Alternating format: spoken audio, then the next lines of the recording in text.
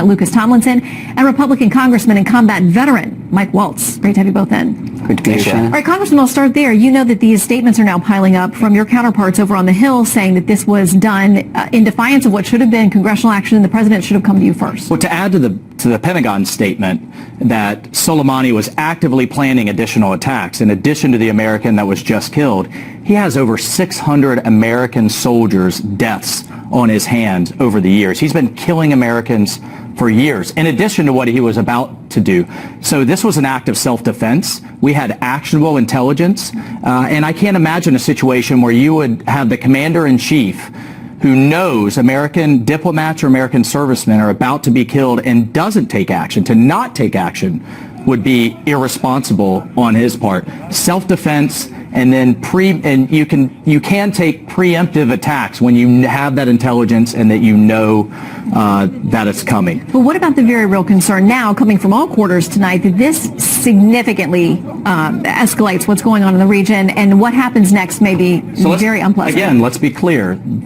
Iranian-backed militias just killed an American a few days ago on a base who was over there as an American civilian. What is irresponsible, to my Democratic colleagues respectfully, is to wait until more Americans are in body bags and then come to Congress to ask permission to take action. I don't think so. We have a right to self-defense. The President and the Defense Department have a right to preemptive strikes if they know the intelligence is credible that we're about to take casualties. And at the end of the day, I think this was a proportional response. This didn't happen in Tehran. We're not sending 1 million Americans for a preemptive invasion. This was to take out a designated terrorist with American blood on his hands who's killed hundreds of thousands, including human rights abuses in Iraq. Okay, so Lucas, what do we know about how this came together, the intel or anything else? Because it seems very swift. I mean, the calendar of events, what we've seen over the last week. Shen, just real quickly, to put in perspective about Soleimani, he was responsible for the death of 17% of all U.S. troops'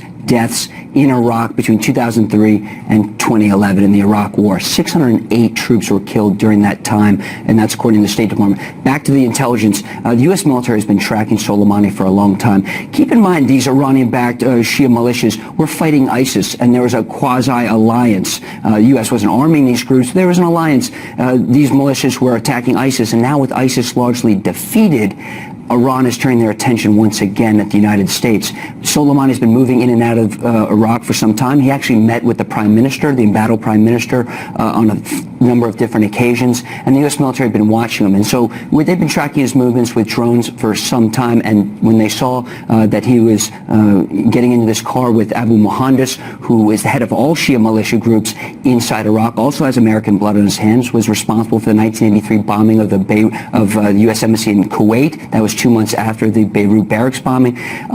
Mohandas, also a designated terrorist. When U.S. intelligence saw Mohandas and Soleimani get in that car together at the Baghdad airport, they took the shot authorized by the president.